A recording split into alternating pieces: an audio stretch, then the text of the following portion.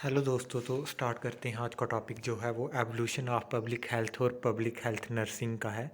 तो सबसे पहले बात करेंगे प्री इंडिपेंडेंस यानी कि आज़ादी से पहले जो हमारे देश में हेल्थ सिस्टम था वो किस प्रकार से था और कैसे उसके कॉन्सिक्वेंसेस हुए, कैसे हमारी जो हेल्थ सिस्टम था वो अच्छा नहीं था, जहाँ बेहतर था या नहीं था। तो ये सारा कुछ समझेंगे इसमें।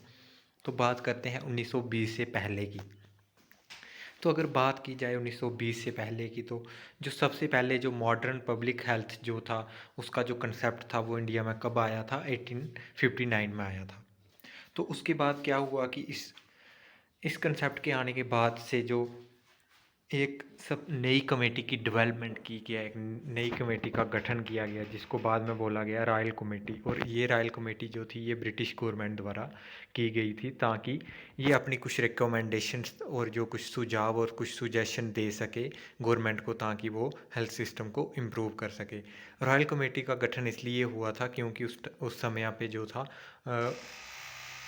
मॉर्बिडिटी और मोर्टेलिटी रेट बहुत ही ज़्यादा हो गया था। मॉर्बिडिटी का मतलब होता है डिज़ीज़ जो कॉज होने वाली थी उनकी संख्या बहुत ज़्यादा हो गई थी। डिज़ीज़ जो बहुत जल्दी फैल रही थी उनको बोलते हैं मॉर्बिडिटी, और मोर्टेलिटी बोलते हैं डेथ रेट को। तो डेथ्स भी बहुत ज़्यादा हो रही थी, आर्मी वालों की भी और सिविलियन पॉपुलेशन की भी बहुत ज़्यादा हो रही थी, जिसके बाद रॉयल कमेटी का गठन किया गया ताकि वो कुछ सुजेशन दे पाए गवर्नमेंट को कि वो कैसे हेल्थ सिस्टम को इम्प्रूव कर सकती है। तो जो रॉयल कमेटी थी उसने 1863 में जो अपनी रिपोर्ट दे दी और उसने रिकमेंडेशन ये वाली रिकमेंडेशन दी कि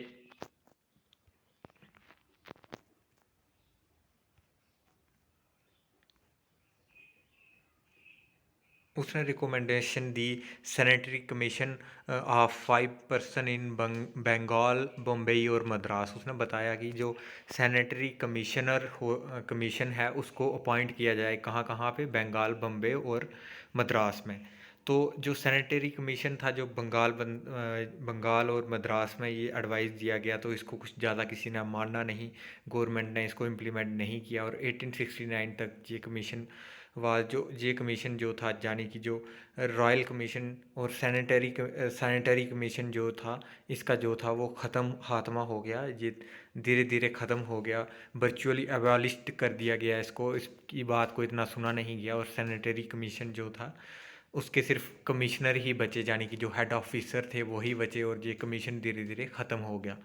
उसके बाद जो 1855 की बात की जाए तो उस समय क्या आया था? लोकल सेल्फ गवर्नमेंट एक्ट आया था। तो इस एक्ट में क्या था कि जो लोकल सेल्फ गवर्नमेंट, जैसे हमारे इधर पंचायत राज आ गया, म्यूनसिपैलिटीज़ आ गई, तो इनके हाथ में बहुत ज़्यादा पावर्स दे दी गई थी गवर्नमेंट द्वारा।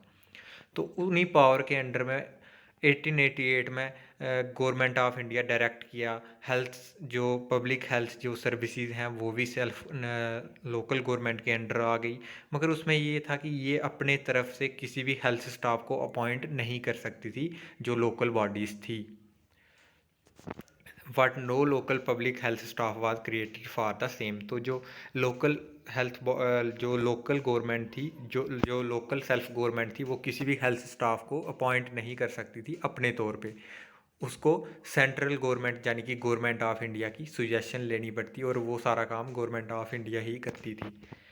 आगे पॉइंट पे आ जाते हैं, फोर्थ पॉइंट पे। तो हुआ कुछ ऐसा कि 1896 में जो प्लाग नाम की एक जो बीमारी थी वो बम्बई में आ गई, यानी कि मुंबई में आ गई। तो प्लाग के बारे में हम पढ़ेंगे डिजीज़ वाले सेक्शन में। फ़िलहाल आप इतना समझ लो कि प्लाग जो थी वो 1896 में कहाँ पे आई थी? बॉम्बे में आई थी। और उसके बाद क्या हुआ कि इसके बाद जब गवर्नमेंट ऑफ इंडिया ने एक हेल्थ कमीशन को अपॉइंट करने के लिए वो कर दिया कि उसने बताया कि सेपरेट पब्लिक हेल्थ कमिश्नर जो है वो अपॉइंट किया जाना चाहिए इंडिया में, क्योंकि प्लॉग आ चुका था। तो इंडिया जो गवर्नमेंट थी वो उसको उतने अच्छे से मैनेज नहीं कर पा रही थी, जिसकी वजह से गवर्नमेंट ने अप्रूवल दे दिया कि हेल्थ कमिश्नर्स को अपॉइंट किया जाना चाहिए इंडिया में। तो 1904 में गवर्नमेंट ने ये बताया कि जो सैनिटरी कमिश्नर हैं, जो जो मैंने आपको पहले बताया, क्योंकि सैनिटरी कमीशन जो था वो तो पहले ही ख़त्म कर दिया गया था, मगर जो सैनिटरी कमिश्नर थे वो अभी भी बाकी थे, उनको अभी हटाया नहीं गया था। तो सेंट्रल गवर्नमेंट ने सैनिटरी कमिश्नर्स को सभी को अपने अंडर ले लिया और ये बोला कि सैनिटरी कमिश्नर जो भी हैं वो सारी जो भी सुजेशन, जो डायरेक्ट बात किसके साथ करेंगे, इंडिया गवर्नमेंट के साथ करेंगे, मिडल मैन के साथ नहीं करेंगे, मेडिकल डिपार्टमेंट के साथ कोई बात नहीं करेंगे, वो डायरेक्टली किसके साथ बात करेंगे, गवर्नमेंट ऑफ इंडिया के साथ करेंगे। तो जो पूरा प्रोवेंशियल जो कंट्रोल था वो गवर्नमेंट ने अपने हाथों में ले लिया। कब? 1904 में। अभी बात पहुंचती है 1912 में, जब गवर्नमेंट ने क्या किया, न्यू सजेशंस दिए और उसने क्या किया, न्यू डिपार्टमेंट बनाया। क्यों? मेडिकल हेल्थ एजुकेशन के लिए। तो उससे पहले जो हेल्थ एजुकेशन के लिए कोई भी डिपार्टमेंट नहीं हुआ करते थे, ना ही कोई मेडिकल कॉलेजेस और ना ही कोई ऐसे इंस्टीट्यूशन होते थे जहाँ पे एजुकेशन से रिलेटेड पढ़ाई की जाती हो। तो उसने एक स्पेशल डिपार्टमेंट बनाया, जैसे कि हमारे इधर एजुकेशनल डिपार्टमेंट होते हैं, उसी समय गवर्नमेंट ने क्या बनाया, एक मेडिकल डिपार्टमेंट, एजुकेशनल डिपार्टमेंट बनाया हेल्थ एजुकेशन के लिए, एक न्यू डिपार्टमेंट बनाया। कब? 1912 में, जी आपको याद रखना है 1912 में। तो उसके बाद the government of India decide to have local bodies with grant, और उसी समय 1912 में ही गवर्नमेंट ऑफ इंडिया ने ये भी बोला कि जो लोकल बॉडीज़ हैं, जो छोटी छोटी बॉडीज़ जो लोकल एरिया में हेल्थ सर्विसेज दे रही हैं, उनके लिए ग्रांट दी गई, उनके लिए पैसा जो था वो उसको क्या किया गया, दिया गया, उनको पैसा दिया गया, ग्रांट किया गया उनके लिए पैसा। तो also section the appointment of deputy sanitary commissioner, और उसके बाद से उन्होंने जो डिप्टी सैनिटरी कमिश्नर थे उनको भी अपॉइंट करना शुरू कर दिया, हेल्थ ऑफिसर्स को भी शुरू अपॉइंट करना शुरू कर दिया। तो 1912 के बाद जो सैनिटरी कमिश्नर थे उनको अपॉइंट किया जाने लगा और हेल्थ ऑफिसर्स को भी अपॉइंट किया जाने लगा। तो जो एक्स्ट्रा स्टाफ था उनको भी अपॉइंट किया जाने लगा लोकल लेवल पे। लोकल गवर्नमेंट क्योंकि जो लोकल सेल्फ सेल्फ गवर्नमेंट थी उनको बहुत ज़्यादा ग्रांट्स, यानी कि बहुत ज़्यादा पैसा जो था वो सैंक्शन किया गया था गवर्नमेंट ऑफ इंडिया द्वारा। और उसके बाद जो सैनिटरी स्टाफ था उसको भी नए नए स्टाफ को लगाया गया और नए नए स्टाफ को अपॉइंट किया गया लोकल गवर्नमेंट द्वारा।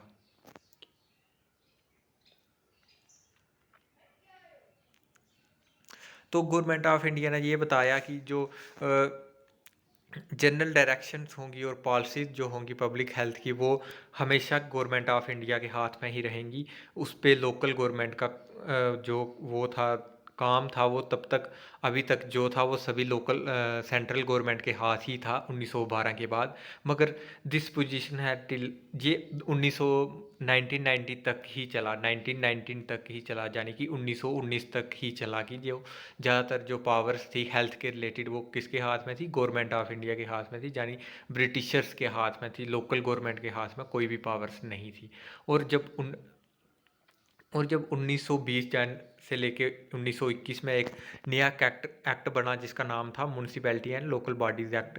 इसके अंडर क्या हुआ कि ज़्यादातर जो पावर्स थी, जो हेल्थ से रिलेटेड जो भी डिसीजन थे वो सारे लोकल गवर्नमेंट के हाथ में चले गए, और जो गवर्नमेंट थी, जो गवर्नमेंट ऑफ इंडिया थी, उसके हाथ में उतने ज़्यादा पावर्स नहीं बची थी, और उसने ज़्यादातर जो पावर थी वो लोकल गवर्नमेंट्स के हाथ में सौंप दी थी। इसके बाद क्या हुआ, legal process legal provision for the advancement of public health was passed in several provinces, and the public health worker therefore after were mainly midwives, nurses or vaccinators or sanitary inspectors and public health physicians and some engineer. तो इसके बाद जो थे ये ये जो पोस्टें थी, जैसे मिडवाइफ होगी, नर्सिस होगी, वैक्सीनेटर्स हो गए, सैनिटरी इंस्पेक्टर्स हो गए और हेल्थ पब्लिक हेल्थ फिजिशियंस हो गए, उनको अपॉइंट किया गया। तो task was as certainly local sanitary condition and improve them. तो जो लोकल सैनिटरी कंडीशन थी उनको क्या किया, इम्प्रूव किया गया, उनको साफ़ सुथरा बनाया गया लोकल। तो vital registration, monitoring disease trending and, तो ये सारा जितना भी था, जैसे मॉनिटर करना कि कौन सी डिज़ीज़ किस तरीके से फैल रही है, वाइटल रजिस्ट्रेशन, लोगों की रजिस्ट्रेशन कैसे हो, तो ये सब सारा काम जो था वो लोकल गवर्नमेंट के हाथ में दे दिया गया था। तो इस पे आपको ज़्यादा चार्ज नहीं रखना 6 पॉइंट में, तो इसमें सिर्फ इतना रखना है कि municipal government hire their own public health staff. तो अभी जो थी, पहले क्या था, जो म्युनिसिपल या local government, local self government थी, वो अपने ऊपर कोई भी स्टाफ को, पब्लिक हेल्थ स्टाफ को जो थी वो हायर नहीं कर सकती थी। मगर अभी क्या था, जो म्युनिसिपल गवर्नमेंट थी वो पब्लिक हेल्थ स्टाफ को हायर भी कर रही थी, मेडिकल डॉक्टर्स को भी हायर कर रही थी, और एक बड़ी एक small army of supervisors and sanitary inspector to enforce the sanitary regulation. तो जो म्युनिसिपल गवर्नमेंट थी उसने क्या किया, छोटी सी आर्मी यानी कि सुपरवाइजर्स जो कि सुपरवाइज करेंगे लोगों की कौन सी कंडीशंस में कौन सी दवाई देनी है, जहाँ उस टाइप से जो सुपरवाइजर्स थे उनको भी हायर किया गया। और सैनिटरी इंस्पेक्टर यानी कि जो लोकेलिटी में डिजीज़ को रोकने के लिए, प्रिवेंट करने के लिए जो मेजर्स लेने चाहिए, उनके लिए जो काम करता है उसको बोलते हैं सैनिटरी इंस्पेक्टर। तो 1999 में the reform act entirely change the relationship. तो 1999 का जो municipality and local government act जो था, लोकल सेल्फ गवर्नमेंट का जो एक्ट था, उसके अंडर क्या हुआ कि जो public health become transferred provincially subject. अभी ये क्या हो गया है, एक प्रोविंशियल सब्जेक्ट हो गया था, यानी कि एक लोकल गवर्नमेंट का सब्जेक्ट हो गया था, लोकली हैंडल किया जा रहा था। Government of India gave up all right. तो मैंने आपको पहले ही बता दिया, गवर्नमेंट ऑफ इंडिया ने 1919 और 20 में जो आए म्यूनसिपैलिटी और लोकल गवर्नमेंट एक्ट को जो पास किया, उसके बाद जो ज़्यादातर जो हेल्थ के रिलेटेड जो डिसीज़न, जो जहाँ जो पावर्स थी, वो सारी लोकल गवर्नमेंट्स के हाथ में चली गई थी, लोकल अथॉरिटीज़ के हाथ में चली गई थी। तो उस समय जो सेंट्रल गवर्नमेंट थी, जाने की गवर्नमेंट ऑफ इंडिया जो थी, उसके हाथ में कुछ नहीं बचा था। तो जो लोकल गवर्नमेंट थी, यानी कि जो प्रोविंशियल जो हेल्थ गवर्नमेंट थी, तो वो हेल्थ सिस्टम में हर एक काम कर सकती थी, मगर कुछ चीज़ों को छोड़ के, जैसे क्वारंटाइन नहीं कर सकती थी। क्वारंटाइन आप सभी को पता है, किसी भी व्यक्ति को जो है वो कुछ दिन के लिए जो है वो अंडर सुपरविज़न रखना पड़ता है, तो उसको क्या बोलते हैं, क्वारंटाइन करके रखना। तो उस अंडर सुपरविज़न नहीं रख सकती थी, बस एक ही यही दिक्कत थी। और उसके बाद जो पिलग्रिम ट्रैफिक, यानी कि जो श्रद्धालु, जहाँ हम बोल सकते हैं जो ट्रैवलर्स होते हैं, जहाँ जो हम कहीं बाहर से जो आए होंगे, जहाँ इंटरनेशनल हेल्थ के जो मामले थे, वो सिर्फ वो अभी तक भी किसके हाथ में थी, गवर्नमेंट ऑफ इंडिया के हाथ में ही थे, ना कि लोकल गवर्नमेंट के हाथ में थे। तो each province has left to develop its own public health infrastructure. तो जो प्रोविंस थे, यानी कि जो छोटे छोटे एरियाज़ थे, जहाँ डिस्ट्रिक्ट वाइज जो भी अथॉरिटीज़ थी, उन पे ये बात छोड़ दी थी कि वो अपने हेल्थ इंफ्रास्ट्रक्चर को कैसे बढ़ाते हैं और कैसे अच्छा बनाते हैं। तो इसके बाद क्या हो गया था, जो सेंट्रल गवर्नमेंट यानी कि गवर्नमेंट ऑफ इंडिया थी, और जो प्रोविंशियस जो कंसल्टेशन थी, वो उसमें बहुत ज़्यादा गैप आ गया। यानी कि जो गवर्नमेंट ऑफ इंडिया और जो प्रोविंस की जो छोटी छोटी गवर्नमेंट थी, जो सेल्फ गवर्नमेंट थी, जो म्यूनसिपैलिटी गवर्नमेंट थी, उनके बीच में उतनी ज़्यादा जो बात नहीं होती थी। और उसके बाद उससे बहुत ही ज़्यादा जो पब्लिक हेल्थ थी इंडिया में, वो भी इफ़ेक्टेड हुई। क्योंकि जब गवर्नमेंट्स के बीच में बात नहीं होगी, अगर जैसे स्टेट गवर्नमेंट अगर सेंटर के साथ बात नहीं करेगी, तो उससे जो स्थिति है वो और भी ख़राब होगी, ना कि अच्छी होगी।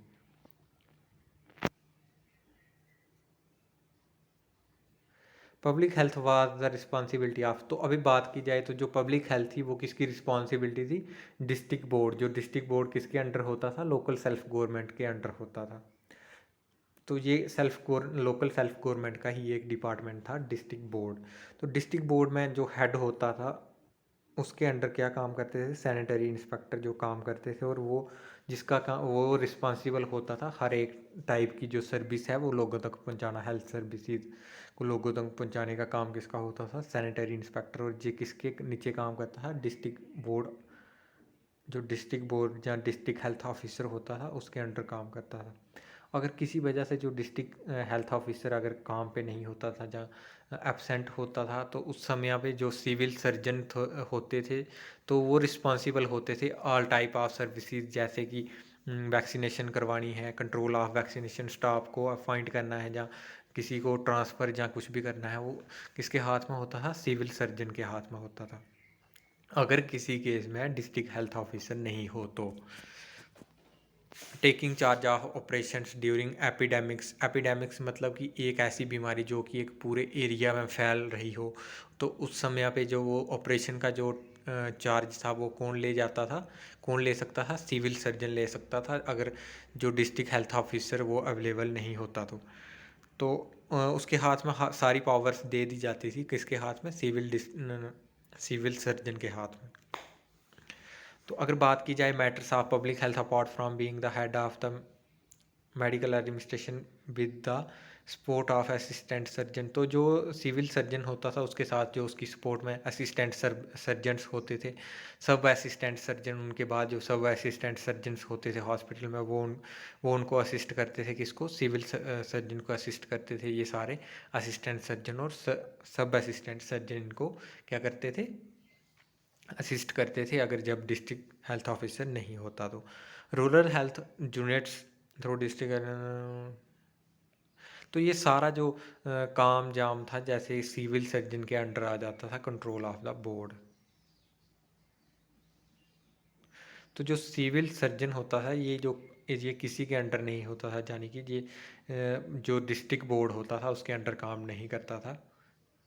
तो जो डिस्ट्रिक्ट बोर्ड रिस्पॉन्सिबल किसके लिए था, पब्लिक हेल्थ के लिए रिस्पॉन्सिबल कौन था, डिस्ट्रिक्ट बोर्ड था।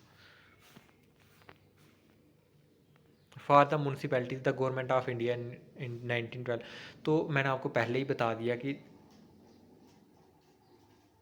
1904 में जो बहुत ही ज़्यादा जो फंड था वो एलोकेट किया गया था, किसके लिए, लोकल प्रोविंस के लिए, ताकि वहाँ पे हेल्थ जो फैसिलिटीज़ हैं उनको इम्प्रूव किया जाए। तो फॉर द म्यूनसिपैलिटीज़, तो जो लोकल में आपको पहले ही बता दिया कि लोकल गवर्नमेंट कौन सी होती है, जहाँ तो म्यूनसिपैलिटी होती है जब पंचायत राज होता है। तो म्यूनसिपैलिटीज़ के लिए जो गवर्नमेंट ऑफ इंडिया ने 1912 में सेंक्शन किया था एक स्कीम, जिससे उनकी जो म्यूनसिपैलिटी के जो ऑफिसर थे उनकी जो 50% जो ग्रांट ऊपर, उसमें से जो 50% जो ग्रांट दी गई थी वो किसके लिए दी गई थी, जो म्यूनसिपल हेल्थ ऑफिसर होते थे उनकी पे के लिए दी गई थी, उनको पे करने के लिए दी गई थी, और ये फुली क्वालिफाइड होते थे।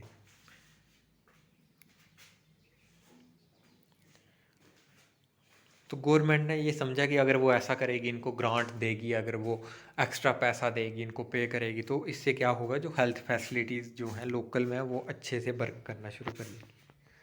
तो आगे बात आ गई 1920 से लेके 1947 तक। तो अभी जो सबसे पहले जो रूरल हेल्थ ऑर्गेनाइजेशन जो सबसे पहले बनी, जो सबसे पहले उसके लिए काम किया गया था वो 1918 में किया गया था। जब क्या हुआ कि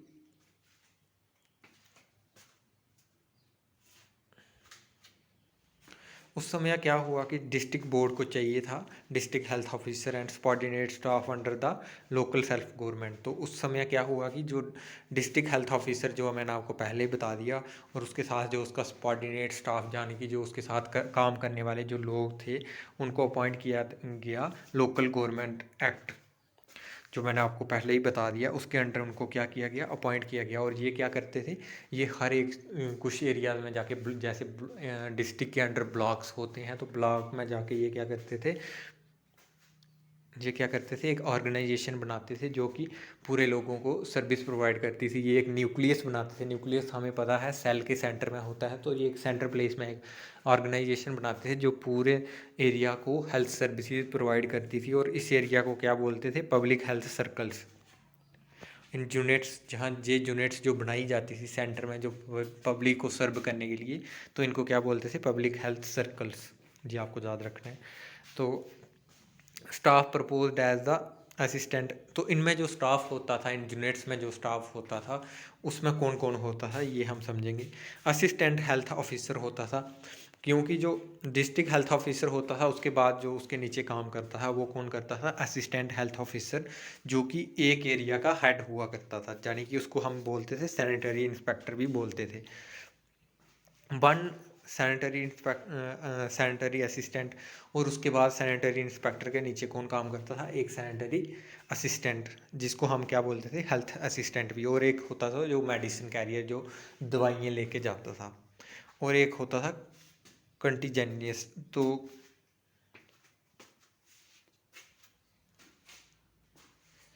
एक होता था कंटीजेनियस चीज़। तो इनका काम होता था क्या, लोगों को कंटेन करना, अगर किसी को कम्युनिकेबल डिजीज़ है तो उनको कंटेन करना, उनको ये बताना कि वो उसको कैसे दूसरों को फैलने से रोकें, तो उसमें काम करते थे ये।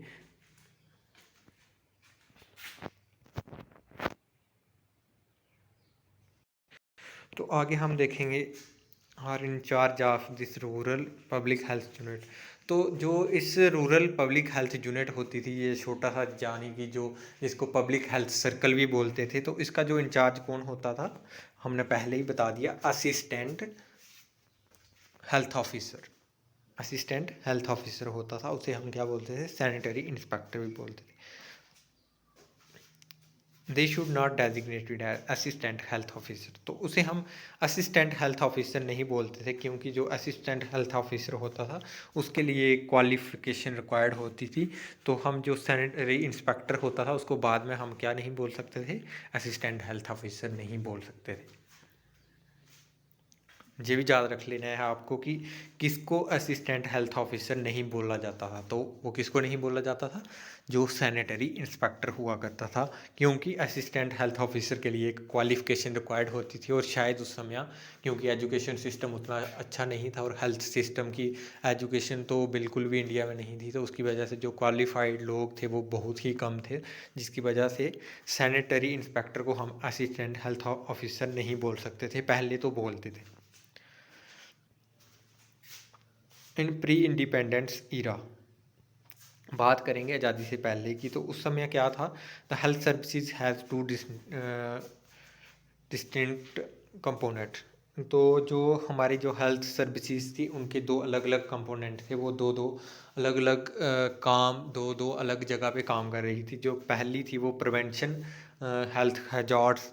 तो हेल्थ हजार्ड्स क्या होते हैं, जैसे कि गंदे पानी को पीने से हमें बीमारी हो जाती हैं, तो ये क्या हो गया, ये भी एक हेल्थ हजार्ड हो गया, ये हेल्थ के लिए एक ख़तरा है। वैसे ही अगर वेस्ट को हम डिस्पोजल नहीं करते, जैसे कि ह्यूमन एक्सक्रीटा हो गया, अगर उसको हम डिस्पोज नहीं करते अच्छे से, तो वो भी बहुत ही ज़्यादा बीमारियों का कारण बन जाता है। तो उसको क्या बोलते हैं, ये भी क्या हो गया, एक हेल्थ हेल्थ हैज़ार्ड हो गया। तो ये सारी चीज़ें जैसे सैनिटरी इंक्लूडिंग इन्वायरमेंट मेजर्स, आसपास की जो साफ़ सफाई वगैरह, ये भी क्या हो जाता है, ये भी हेल्थ हैज़ार्ड्स हो जाता है। अगर हमारे आसपास में गंदगी होगी तो उससे क्या होगा, हमें भी डिजीज़ का ख़तरा हो जाएगा। और adulteration in food and drugs, तो हम जब पहले इतनी विकसित नहीं हुई थी, एजेंसीज नहीं बनी थी जैसे एफएसएसआई, जैसे और भी जो रेगुलेटरी अथॉरिटीज़ नहीं थी जब भारत में, तो फूड में अडल्ट्रेशन बहुत ज़्यादा होती थी, मिलावट की बात कर रहे हैं। तो जब मिलावट होगी तो उससे भी डिजीज़ का खतरा बढ़ जाता है। तो इसके लिए बहुत सारे जो प्रोफेशनल थे उनको अपॉइंट किया गया, जैसे सैनिटरी इंस्पेक्टर, यानी कि हमारे लोकेलिटी को कैसे साफ़ रखना है, उसको कैसे लोगों को कैसे गाइड करना है। तो उसके लिए क्या किया गया, सैनिटरी इंस्पेक्टर को वो किया गया, रिक्रूट किया गया, उनको अपॉइंट किया गया। और सैनिटरी इंजीनियर्स को भी अपॉइंट किया गया, कैसे हमारी जो पब्लिक वाटर सप्लाई है उसको कैसे अच्छा किया जाए, उसके लिए इंजीनियर्स को अपॉइंट किया गया। और फूड इंस्पेक्टर्स, और फूड को यानी कि फूड अडल्ट्रेशंस को रोकने के लिए फूड इंस्पेक्टर को भी हायर किया गया। तो medical care services include disease prevention and control. तो दूसरा जो था वो डिजीज़ को फैलने से रोकना था। पहले तो हो गया हेल्थ हैज़ार्ड्स, जैसे कि जो वाटर की सप्लाई होगी उसको सही करना, और जो ये ऐसी रिलेटेड सर जैसे कि फूड अडल्ट्रेशन को यानी कि मिलावट को कम करना। तो ये तो हो गया प्रिवेंटिव, किसमें, हेल्थ हैजार्ड्स में। तो दूसरा आ गया डिजीज़ को प्रिवेंट करना, डिजीज़ को कैसे फैलने से रोका जाए। तो उसके लिए क्या किनको अपॉइंट किया गया, फिजिशियंस हो गए, जैसे फिजिशियंस होते हैं डॉक्टर स्पेशलिस्ट, तो उनको अपॉइंट किया गया। Public health physicians, paramedic staff, जैसे कि पैरामेडिक, जैसे हम भी एक पैरामेडिक्स हैं जो अभी प्रिपेयर कर रहे हैं एग्ज़ाम के लिए। तो उसमें क्या आ गया, जैसे नर्सिस, मिडवाइफ्स एंड वैक्सीनेटर और मलेरिया इंस्पेक्टर। तो उस टाइम पे मलेरिया बहुत ही ज़्यादा फैल रहा था, तो और मलेरिया के लिए क्या अलग से जो असिस्टेंट से, जो सरबरर से इंस्पेक्टर थे, उनको हायर किया जा रहा था। पोस्ट इंडिपेंडेंस, तो अभी इंडिपेंडेंस के बाद किस टाइप से हमारा जो हेल्थ सिस्टम चेंज हुआ उसके बारे में स्टडी करेंगे। तो एंड इंडिपेंडेंस यानी कि 1947 के बाद जो था वो जितना भी काम हुआ गया वो बोहर कमेटी के रिकमेंडेशंस पे किया गया। तो बोहर जो कमेटी थी, यानी कि जो कमेटी जो गवर्नमेंट ने बनाई थी सुजेशन यानी कि सर्वे के लिए और पता करने के लिए कि हेल्थ सर्विसेज को कैसे इम्प्रूव किया जाए, तो वो ये बनाई गई थी 1943 में। ये भी आपको याद रखना है। बोर कमेटी कब आई? 1943 में। तो इसने कुछ सुजेशन दी थी। इसकी एक सुजेशन थी कि हर एक एरिया में एक पब्लिक हेल्थ सेंटर होना चाहिए, कुछ छोटे से एरिया में। इसने जो पहले जो long term short term programme में बताया था कि पर 40,000 जो लोगों के लिए जहाँ पे 40,000 की पॉपुलेशन होगी वहाँ पे क्या होना चाहिए? एक पीएचसी होना चाहिए, यानी कि प्राइमरी हेल्थ सेंटर होना चाहिए। इसको देखते हुए जो गवर्नमेंट ने जो थे प्राइमरी हेल्थ सेंटर को खोलना भी शुरू किया था।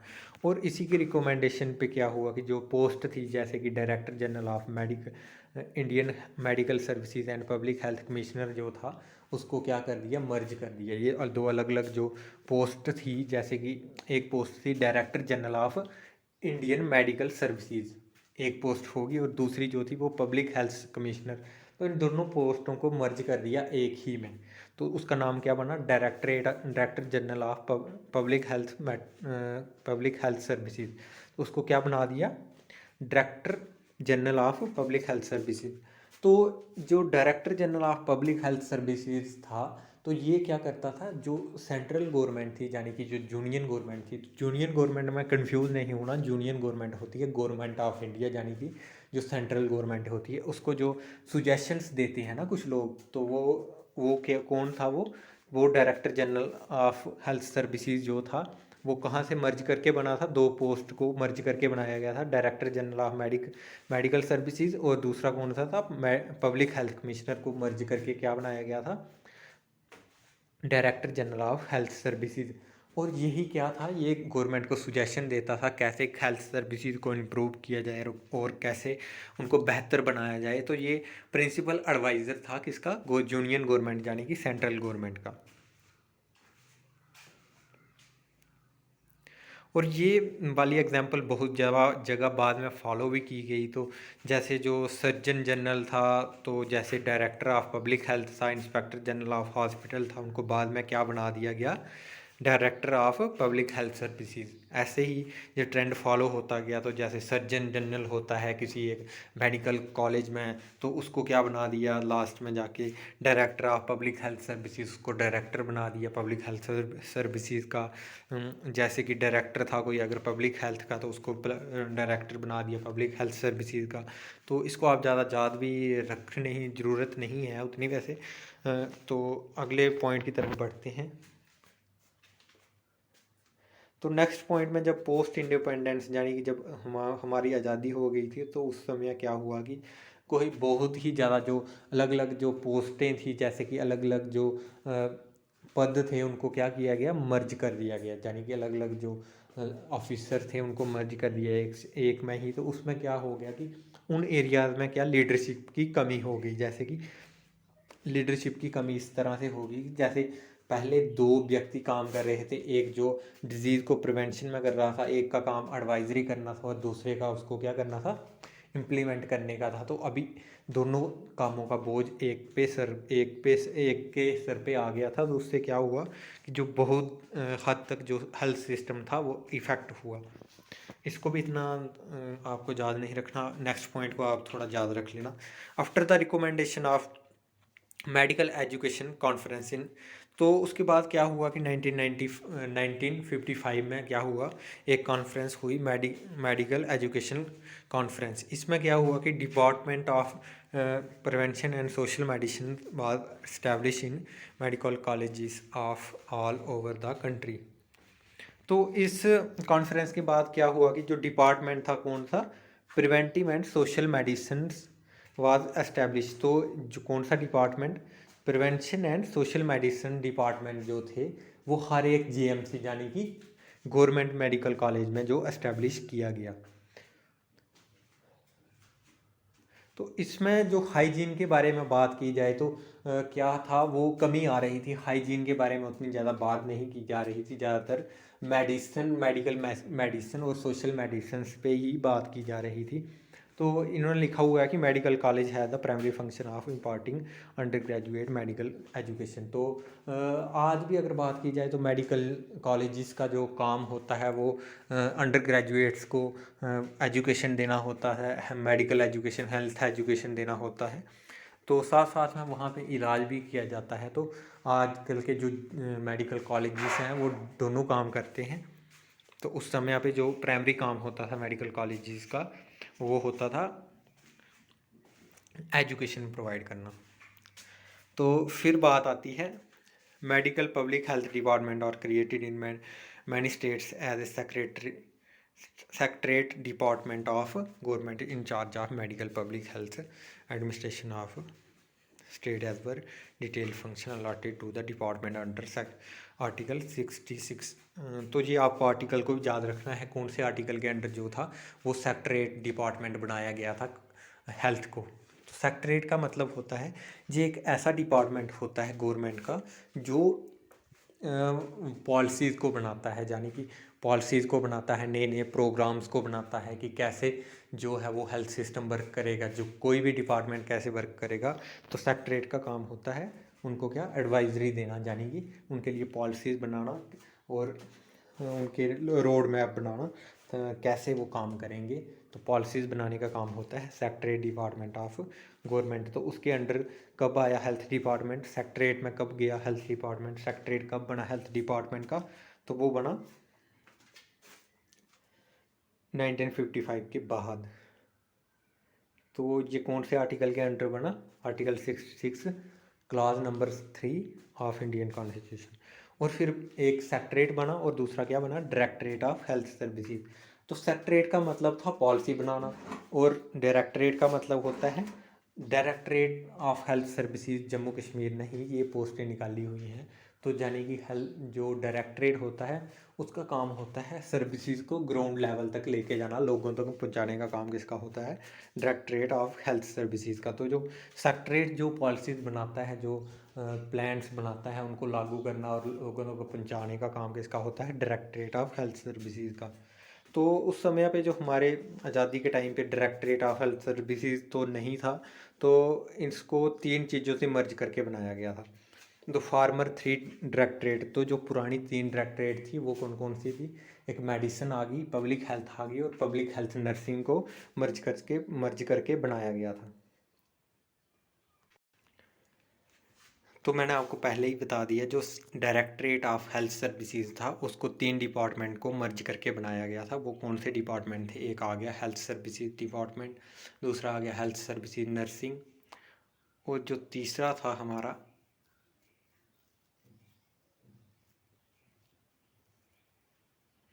तो वो था हेल्थ सर्विसेज सैनिटरी। तो ये 3 डिपार्टमेंट को अमेलगम करके बनाया गया था, यानी कि मर्ज करके बनाया गया था। तो function of previous post of surgeon general की बात की जाए अगर बंगाल में, तो वो क्या था, डायरेक्टर था ऑफ पब्लिक हेल्थ। तो जो director of public health was principally adviser to the government in all health matter. तो जो डायरेक्टर होता है हेल्थ सर्विसेज का वो क्या होता है, प्रिंसिपल एडवाइज़र होता है किसका, गवर्नमेंट इन ऑल मैटर्स, जितने भी हेल्थ मैटर्स होते हैं, जो प्रॉब्लम्स या हेल्थ के रिलेटेड जो भी होती है उनका क्या था, एडवाइज़र होता है कौन, डायरेक्टर ऑफ हेल्थ सर्विसेज। और बोहर कमेटी की रिकमेंडेशंस की बात की जाए तो government establish the health centre for delivering the integrated health services. तो मैंने आपको पहले ही बता दिया कि जो बोहर कमेटी थी उसकी रिकमेंडेशंस पे ही जो हेल्थ सर्विसेज की इंटीग्रेशन हुआ, यानी कि जो हेल्थ सेंटर्स थे वो बनाए गए, यानी कि पीएचसी वगैरह को बनाया गया। तो इसके बाद जो हो गया था, तो typically the block level PHC है सैनिटरी इंस्पेक्टर। तो पीएचसी में कौन कौन सी पोस्टें होती थी, कौन कौन से लोग काम करते थे, तो एक हो गया सुपरवाइज़र, एक सैनिटरी इंस्पेक्टर हो गया, मलेरियल सुपरवाइज़र हो गया, vaccinator, BCG technician, leprosy assistant. तो मैं malarial supervisor, malarial field assistant, malarial assistant, malarial assistant, malarial inspector. तो इतनी ज़्यादा पोस्टें दे रखी थी मलेरिया के लिए ही। तो मतलब ऐसा नहीं था कि एक कॉमन व्यक्ति नहीं था वो जो कि सारी डिजीज़ के लिए काम कर सके, यानी कि जैसे लेप्रेसी के लिए अलग से है, मलेरिया के लिए अलग से है। तो जहाँ पे एक बहुत ही दिक्कत आ रही थी कि अलग अलग बहुत ज़्यादा स्टाफ हो रहा था, बहुत ही ज़्यादा पोस्टें हो रही थी।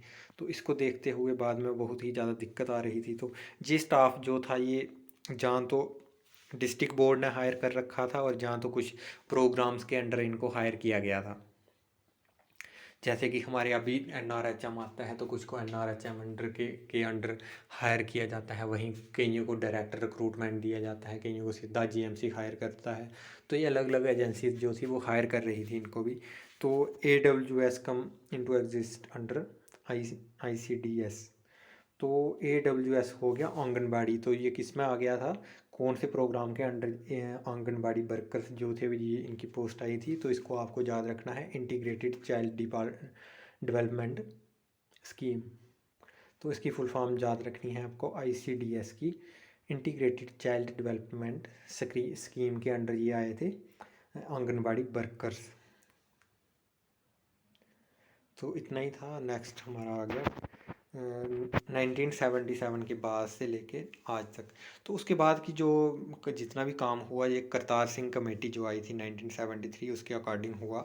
तो करतार सिंह कमेटी ने एक रिकमेंडेशन दी कि जो ये मल्टीपल स्टाफ रखा जा रहा है, इतना ज़्यादा स्टाफ रखा जा रहा है, जैसे malarial assistant, malarial inspector, malarial assistant, malarial inspector और मलेरियल सुपरवाइज़र। तो एक ही डिज़ीज़ की वजह से इतना ज़्यादा स्टाफ रखने की ज़रूरत नहीं है। आपको एक मल्टीपर्पज़ जो वर्कर है उसको रखना चाहिए, तो जो एक ही वर्कर है वो सभी काम को कर पाए।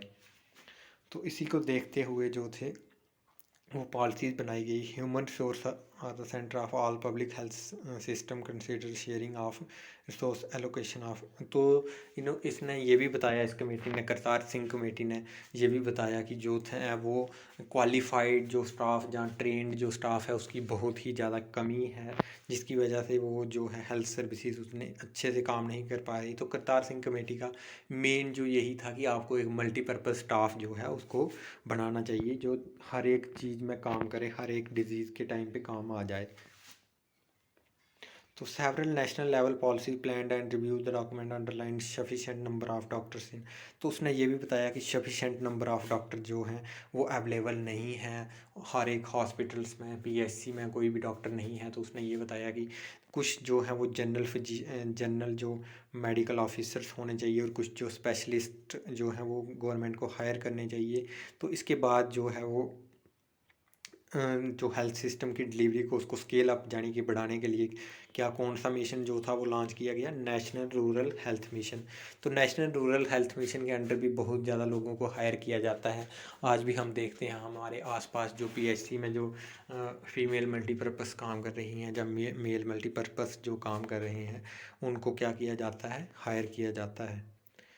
और जो